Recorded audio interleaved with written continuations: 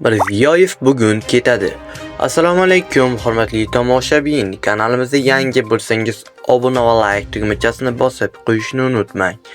Mirziyoyev bugun Qozog'istonga ketadi.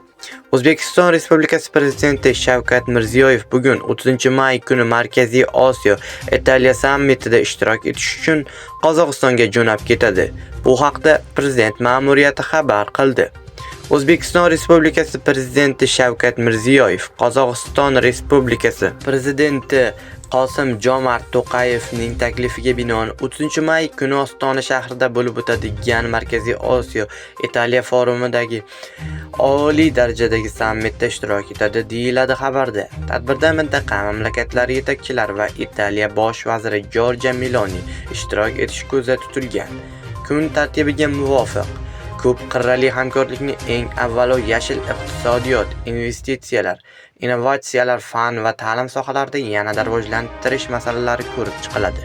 Eslatib o'tamiz, sammit oldidan Italiya bosh vaziri Giorgia Meloni 28-29 may kunlari O'zbekistonda mehmon bo'ldi.